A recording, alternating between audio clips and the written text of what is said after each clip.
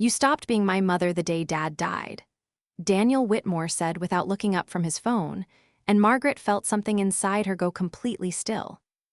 If stories about family betrayal, quiet strength, and emotional justice speak to you, don't forget to subscribe, like this video, leave a comment telling me where you're watching from, and share this story with someone who understands how painful silence inside a family can become. The snow had started falling outside Margaret Whitmore's small Ohio home just after 5 in the evening. Thin, white flakes drifted past the kitchen window, while the old clock above the stove ticked loud enough to fill the empty house. Margaret stood quietly beside the sink, drying the same ceramic plate for nearly a minute before placing it back into the cabinet with careful hands. At 72 years old, she had learned how to make loneliness look organized. The dining table was still set for two, even though no one had sat across from her in years. A navy blue sweater hung neatly over the back of Daniel's old chair from Thanksgiving 3 winters ago. The last time her son had stayed longer than 20 minutes, she never moved it. Some habits became part of survival. The phone on the counter remained silent except for spam calls and pharmacy reminders. Margaret had stopped expecting birthday calls a long time ago. Christmas cards stopped too. At first, she made excuses for Daniel. He was busy. Work was stressful. Claire probably wanted more family time with her own parents. Then months became years, and excuses slowly turned into rituals she repeated only to comfort herself. Earlier that afternoon, she had opened the freezer and found a peach cobbler she baked 6 months ago, still wrapped carefully in foil with a handwritten label that read, "For Daniel." She stared at it for a long moment before quietly closing the freezer door again. Outside, a truck passed slowly through the neighborhood, its tires crunching over ice. Margaret pulled her cardigan tighter around her shoulders and glanced toward the framed family portrait sitting beside the lamp in the living room. Daniel looked so young there, 26, smiling beside Claire on their wedding day, while his father stood proudly behind them with one hand on his son's shoulder. Thomas Whitmore had always believed family could survive anything if love stayed honest. He died believing that too. Margaret sometimes wondered if that was the cruelest part. The vibration of her cell phone startled her enough to make her flinch. She reached for it quickly, almost dropping it when she saw Daniel's name on the screen. Her heart reacted before her pride could stop it. "Daniel?" she answered softly. There was no warmth on the other end, no hesitation either. "The lawyer scheduled Dad's will reading for Friday morning," he said flatly. "Claire and I need to know if you're bringing any paperwork from the house." Margaret blinked slowly. Not hello. Not how are you holding up. Not even are you eating enough after the funeral. Just paperwork. She lowered herself carefully into the kitchen chair as the snow continued falling outside her window. "I can look for whatever your father left," she said quietly. Daniel sighed impatiently. "Please don't make this complicated, Mom. Claire already has enough stress right now." "Mom." The word sounded procedural coming from him now, almost professional. Margaret looked down at her trembling hands, resting against the faded tablecloth Thomas bought 20 years ago from a roadside market in Vermont. For the first time in a very long time, she realized something painful. Daniel had not called because he missed his mother. He called because his father left something behind. Friday morning arrived gray and bitterly cold. The kind of Ohio winter morning that made the streets look abandoned and the sky feel heavy enough to touch. Margaret Whitmore stood in front of her bedroom mirror, fastening the small pearl earrings Thomas gave her on their 40th anniversary. Her fingers moved slowly now, stiff from arthritis and age, but she still insisted on doing things properly. Even grief had rules in her mind. The black wool coat hanging beside the closet still carried traces of Thomas's cologne from the funeral service 3 weeks earlier. She paused before putting it on, her eyes lingering on the empty side of the bed where he used to sleep. The silence inside the house had changed since his death. It no longer felt temporary. It felt permanent. Downstairs, the coffee maker sputtered softly in the kitchen, while snow pressed against the windows in uneven waves. Margaret wrapped both hands around her mug and looked out toward the frozen backyard, where Thomas once spent entire summers building bird feeders for their granddaughter Sophie. There had been laughter back then. Noise. Football games playing on television, while Daniel argued with his father over grill temperatures on the patio. Claire smiling politely while secretly checking her watch every few minutes. Somewhere along the years, those visits became obligations instead of family gatherings. Margaret could not pinpoint the exact moment it happened. Maybe after Daniel got promoted at the consulting firm in Chicago. Maybe after Claire started correcting the way Margaret folded towels in her own house. Maybe after Thomas loaned them money for the down payment on their lakefront property and never mentioned repayment again. Tiny fractures rarely sounded dramatic when they began. They simply widened in silence. By 9:30, Margaret parked outside the law office of Harold Bennett. The brick building sat across from a bakery Thomas loved, though the windows were still dark this early in the morning. Margaret spotted Daniel's silver SUV immediately. Claire sat in the passenger seat staring down at her phone, while Daniel remained behind the wheel, speaking rapidly to someone through his headset. Neither of them noticed Margaret pull into the parking lot. She remained inside her car for a moment longer, watching her own breath fog the windshield. Daniel finally stepped out wearing a charcoal overcoat that looked expensive enough to pay 3 months of Margaret's heating bills. He glanced toward her vehicle only briefly before checking his watch.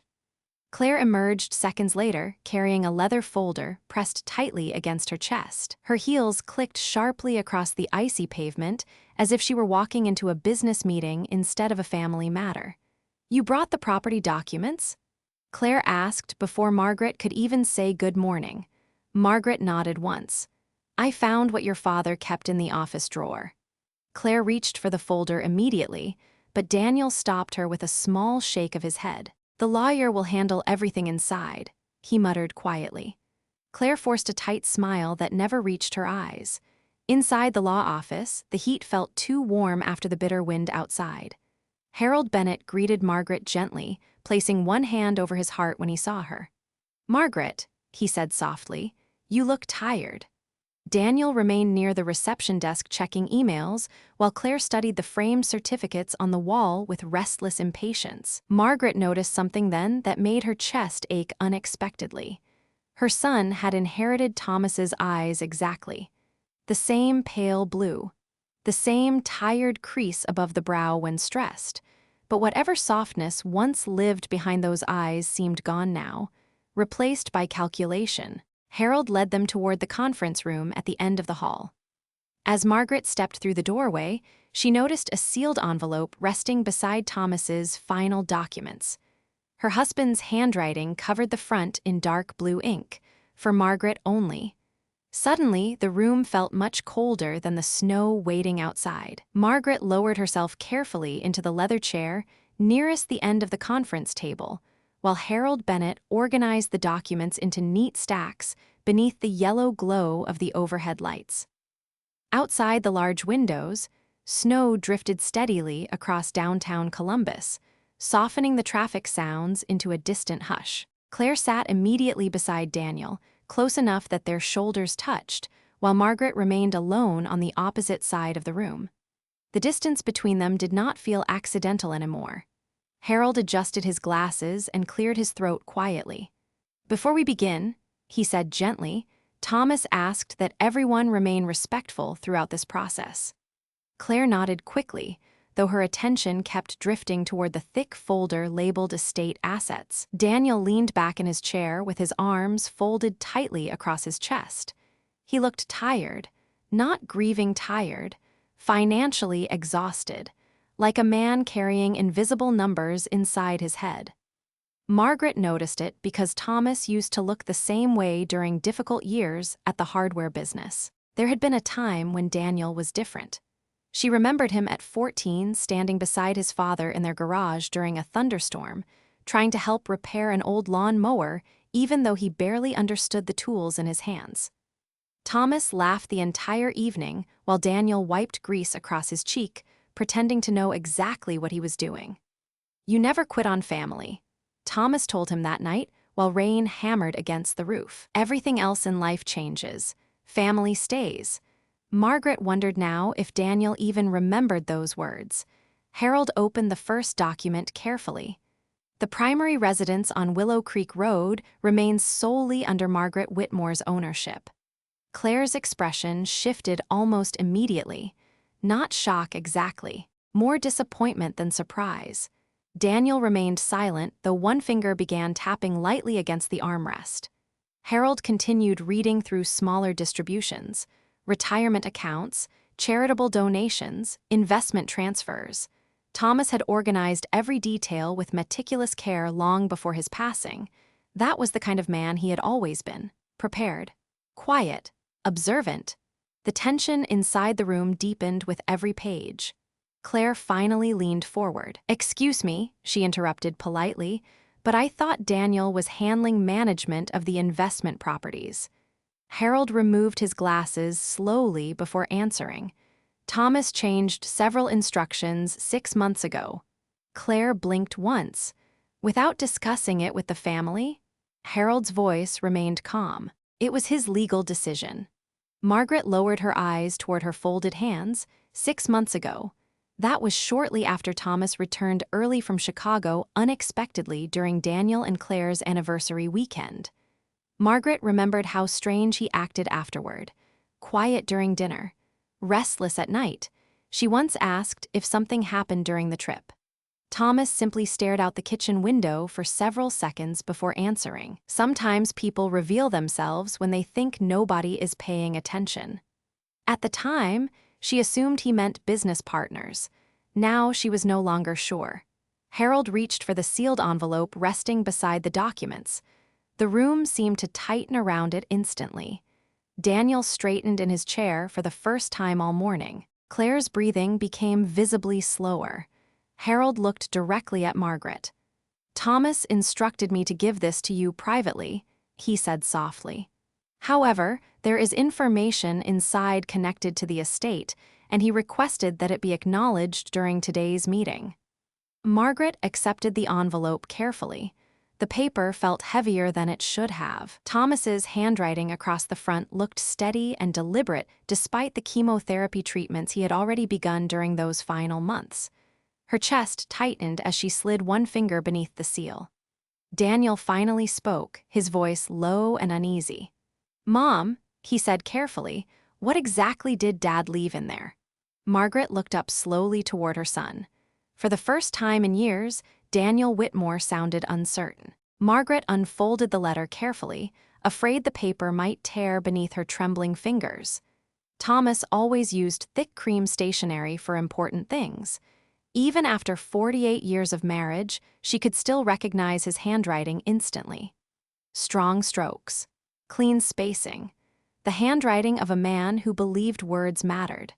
The room remained silent except for the faint hum of the heating vents overhead. Harold lowered his eyes respectfully while Claire sat motionless beside Daniel, her jaw tightening with visible restraint. Margaret began reading slowly. "My dearest Margaret, if you are holding this letter, then I am already gone, and for that, I am deeply sorry." Her throat tightened immediately. Thomas had always spoken plainly. No dramatic speeches. No complicated emotions hidden beneath layers of pride. Just honesty. "I know you will try to defend Daniel after I am gone. You have spent most of your life protecting people from the consequences of their own choices. But there are things I can no longer ignore." Daniel shifted uncomfortably in his chair. Claire folded her arms tightly across her chest. Margaret continued reading, her voice softer now. "6 months ago, during our trip to Chicago, I arrived at Daniel's home earlier than expected. Claire was out shopping, and Daniel did not know I was there yet. I stood outside his office while he spoke on the phone with someone from his bank. He laughed while discussing nursing home costs and said, 'Once Dad passes, Mom will not be difficult to move. She barely leaves the house anyway.'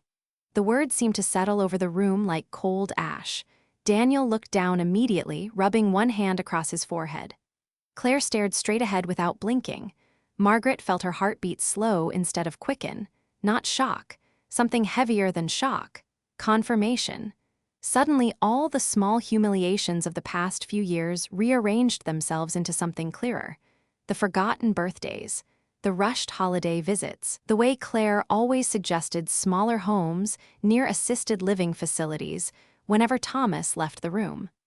The time Daniel canceled dinner because Claire thought Margaret's neighborhood felt depressing. Tiny moments she buried because mothers were trained to forgive before understanding the damage. Margaret kept reading. I stayed silent that day because I wanted to believe grief and pressure were changing our son temporarily. But afterward, I began paying attention. I watched how often he called only when paperwork was involved. I watched how quickly conversations turned toward property, maintenance costs, and inheritance planning. Most painful of all, I watched you pretend not to notice. Claire finally exhaled sharply through her nose. "This is unfair," she muttered quietly. Harold looked toward her immediately. "Please allow her to finish." Margaret's hands trembled harder now, though her voice remained steady. Daniel was not raised this way. Somewhere along the line, ambition replaced gratitude. I failed to stop it, and for that, I blame myself more than him. But I will not leave you unprotected after I am gone. Margaret paused briefly, fighting the ache building behind her ribs. Outside the conference room window, snow continued falling in thick white sheets over the city streets. People hurried along sidewalks carrying coffee cups and umbrellas, completely unaware that an entire family was quietly breaking apart 3 stories above them. She read the final paragraph slowly. "Love cannot survive where obligation replaces kindness. If Daniel ever remembers what family means, then forgive him only when his actions change, not his words. Men often panic when money disappears. Very few panic when love disappears. Learn the difference." Silence followed the final sentence. Long, heavy. Daniel stared at the conference table without speaking, while Claire's expression hardened into something cold and defensive. Margaret folded the letter carefully along its original creases before placing it back inside the envelope. For the first time since Thomas died, she realized he had seen everything long before she allowed herself to. Nobody spoke for several seconds after Margaret folded the letter shut. The silence inside Harold Bennett's conference room felt unusually dense, as though every unspoken resentment from the last decade had suddenly become visible. Daniel remained staring downward, his fingers locked tightly together, while Claire shifted impatiently beside him. Margaret noticed the exact moment embarrassment turned into irritation on her daughter-in-law's face. It happened quickly, like someone closing a curtain. Claire straightened in her chair and looked directly at Harold. "Thomas was emotional near the end," she said carefully. "People say things when they are sick and under stress." Harold's expression did not change. "Thomas revised his estate over several months," he replied calmly. "Nothing was done impulsively." Daniel finally looked toward his mother. His eyes appeared tired now in a way Margaret had not seen before. Not angry. Cornered. "Mom," he said quietly, "you know I never meant anything like that." Margaret studied him silently for a moment. The strange thing was she almost believed he believed himself. That was the hardest part about disappointment.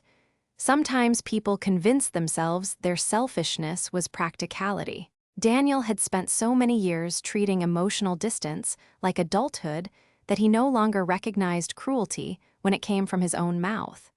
Harold cleared his throat gently and resumed reading the remaining documents.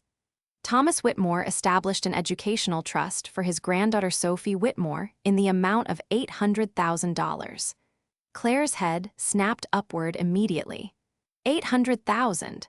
She repeated before catching herself. Harold continued without pause. "The trust becomes fully accessible at age 25 and may only be used for education, housing, or medical needs." Margaret saw Daniel close his eyes briefly beside his wife. Claire, however, looked openly stunned now. "There has to be some mistake," she said quietly. "Daniel is his only son." Harold removed another folder from the stack. Thomas anticipated concerns regarding that matter. He slid a signed statement across the table. In his own words, he wrote that inheritance should reward character, not entitlement. The sentence landed heavily inside the room. Claire leaned back sharply in her chair while Daniel rubbed both hands across his face. Margaret suddenly remembered a summer evening nearly 15 years earlier. Sophie was only a toddler then, running barefoot through the backyard while Thomas grilled hamburgers beside the patio.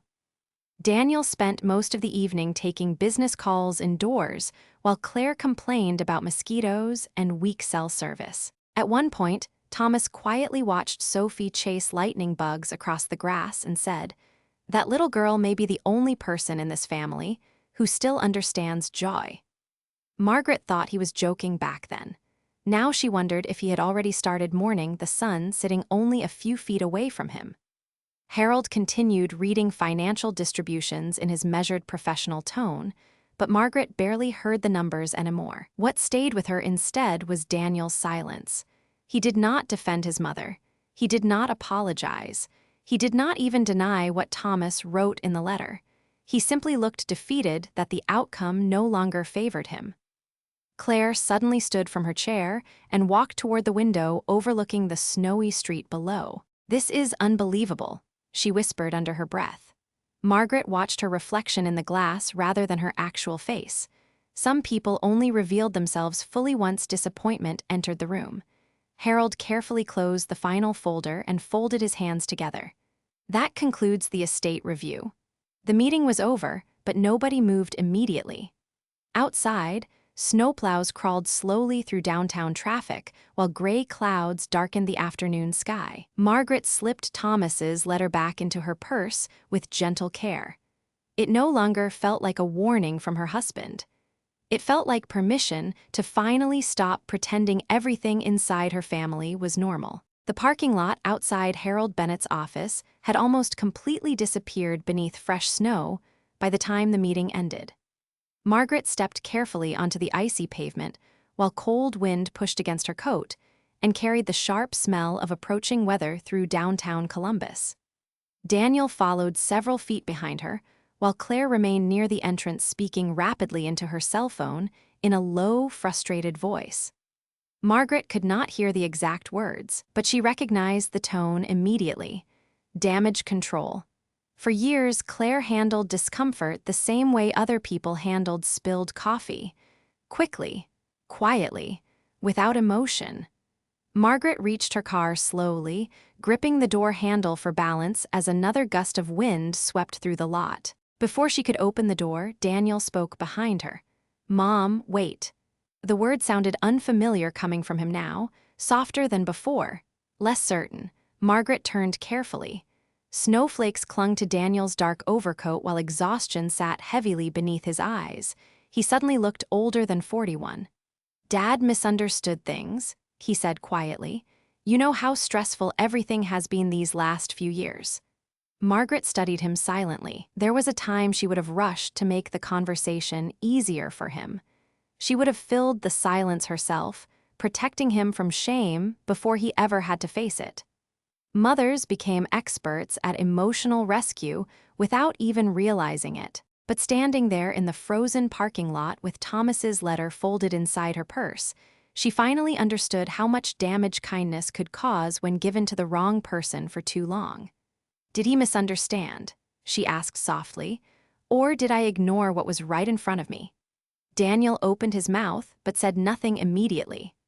Across the lot, Claire glanced toward them through the swirling snow before turning away again. Daniel shoved both hands into his coat pockets like a nervous teenager instead of a grown man. "Claire and I have had financial pressure," he admitted quietly. "The business investments did not work out the way we expected." Margaret blinked slowly. Suddenly certain pieces began fitting together in her mind. The rushed conversations about property, the repeated suggestions about downsizing her home, the sudden interest in Thomas's estate during his final months. None of it was really about family. It was survival wrapped in politeness. "How bad is it?" she asked. Daniel looked embarrassed now, truly embarrassed for the first time all day. "The lake property mortgage increased last year. Claire lost money opening her design studio. We thought." He stopped himself. Margaret finished the sentence silently inside her own mind.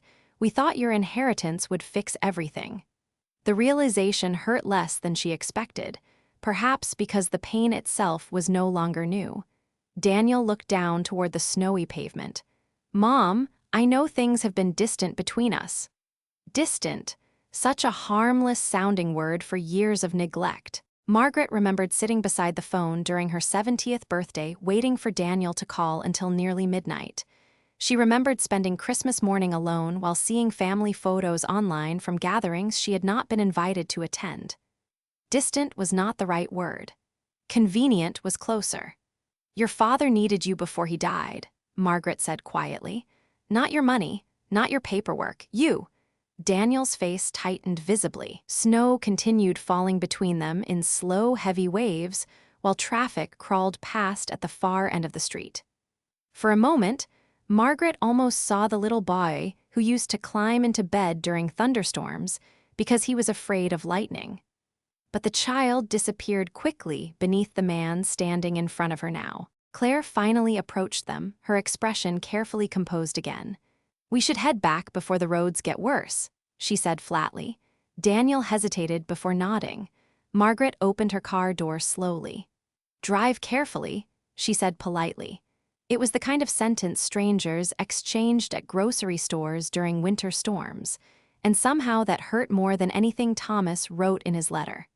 The drive home felt longer than usual for Margaret Whitmore. Snow covered the roads in uneven layers, while windshield wipers dragged rhythmically across the glass like a tired metronome.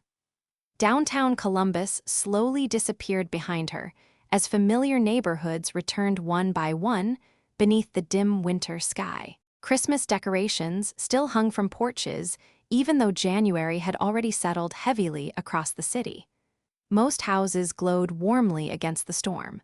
Families inside eating dinner, watching television, living ordinary evenings together without realizing how fragile those ordinary things truly were. Margaret parked carefully inside her garage and remained seated for several moments after turning off the engine. The silence inside the car wrapped around her like another layer of cold. Thomas used to hum softly during drives home from difficult appointments, never loudly, just enough to make the world feel less empty. She missed that sound more than she could explain. Inside the house, darkness greeted her immediately. Margaret switched on the kitchen light and removed her coat slowly, hanging it beside Thomas's old brown jacket that still remained untouched near the door. The house smelled faintly like cedar wood and coffee grounds. Familiar. Still. Safe. Yet something inside it had shifted permanently after the will reading. Not because of the money, because illusions had finally collapsed. Margaret filled the kettle with water and placed it on the stove while snow tapped softly against the kitchen windows. Her hands moved automatically through routines built across decades. Tea bag, honey, ceramic mug with faded blue flowers around the rim. Thomas bought the set during a road trip through Vermont 23 years earlier. Back then, they still believed growing older meant life would become simpler. The ringing phone startled her again. Margaret glanced toward the counter expecting another pharmacy reminder or insurance call. Instead, Sophie's name appeared across the screen. Margaret answered immediately. "Hi, sweetheart." Sophie's voice sounded hesitant and small. "Grandma, are you home? I just got back." A pause followed.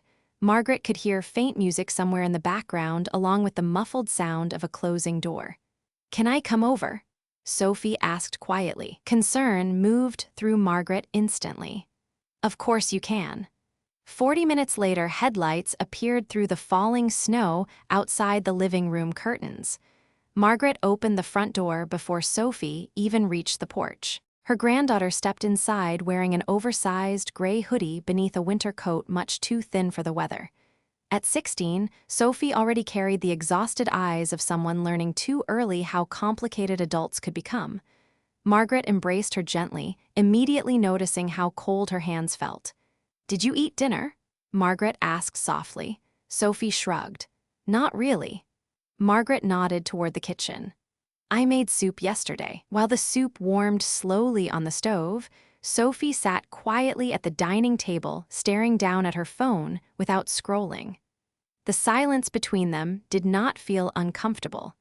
Sophie had always inherited Thomas's calmness more than Daniel's restless energy. Finally, she spoke without looking up. Mom and Dad were fighting after the meeting.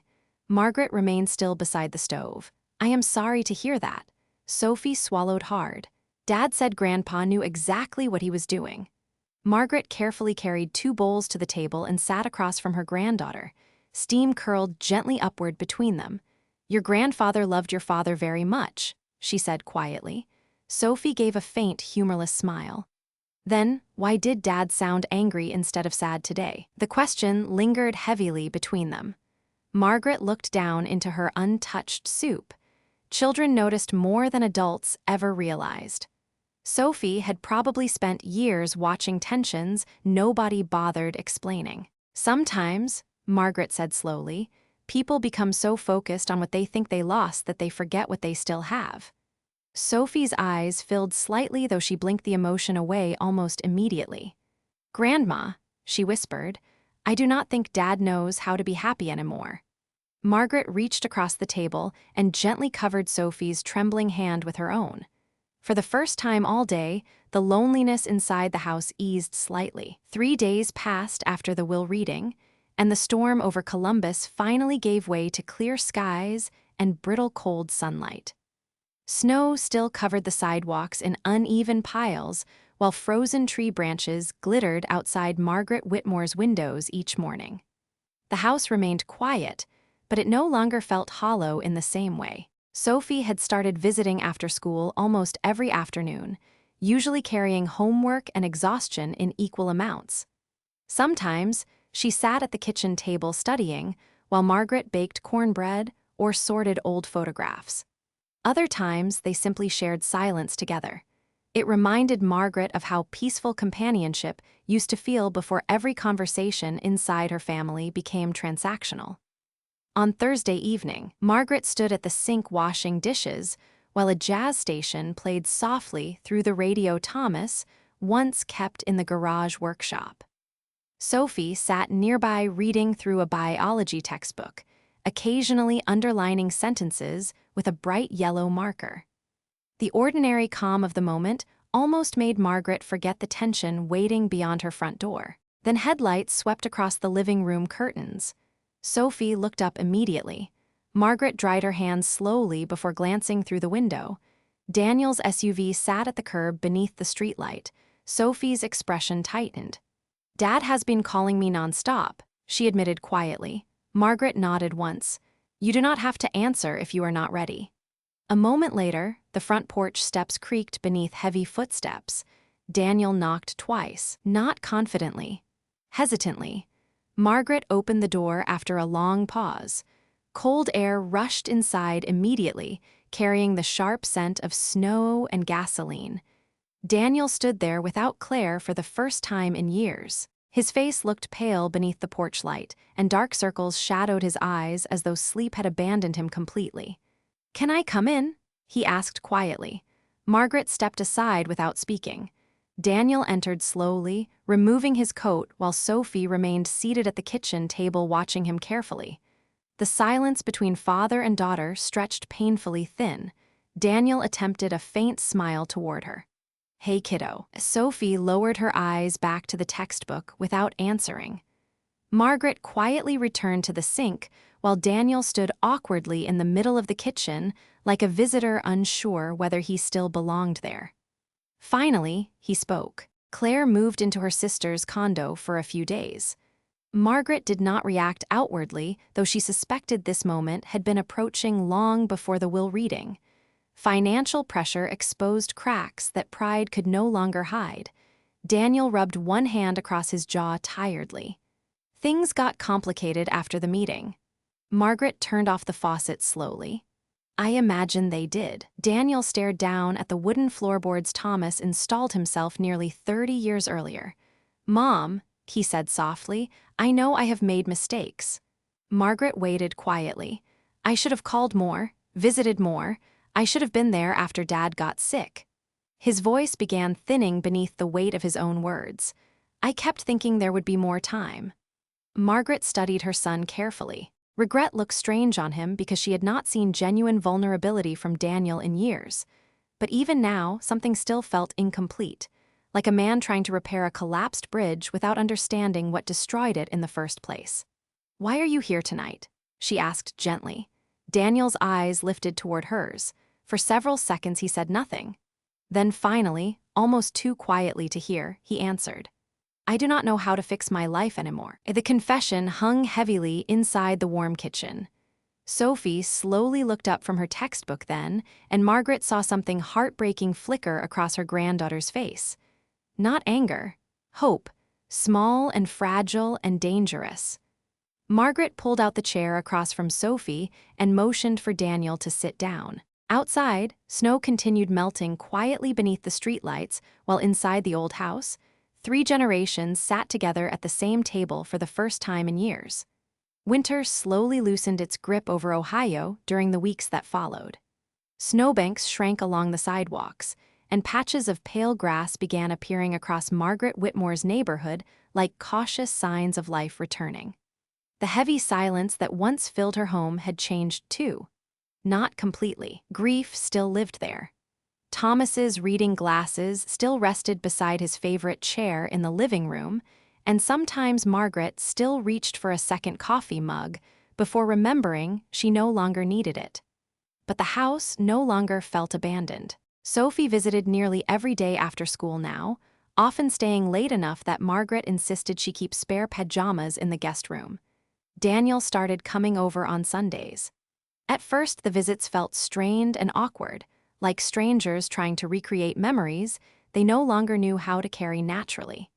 He offered to fix loose cabinet hinges and replace the porch light Thomas never got around to changing before his illness worsened. Small things, quiet things. Margaret noticed he no longer checked his phone every few minutes while speaking to her. Sometimes they sat at the kitchen table drinking coffee without talking much at all. Oddly enough, the silence hurt less now than forced conversation ever did. Claire never came with him. Sophie mentioned her mother was spending most of her time trying to keep the design studio from collapsing financially. Margaret did not ask further questions. Some distances no longer needed explanation. One chilly March afternoon, Margaret found Daniel standing alone in Thomas's old workshop behind the garage.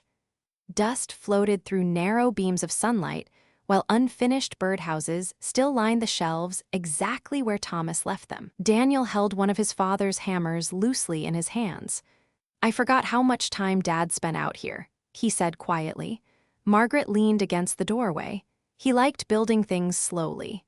Daniel nodded faintly. "I think I spent most of my adult life trying to build things fast." The sadness in his voice sounded genuine this time, not desperate, not defensive, just tired.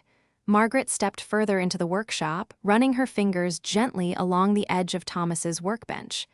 "Your father was never disappointed that you wanted success," she said softly. "He was disappointed that you stopped making room for people while chasing it."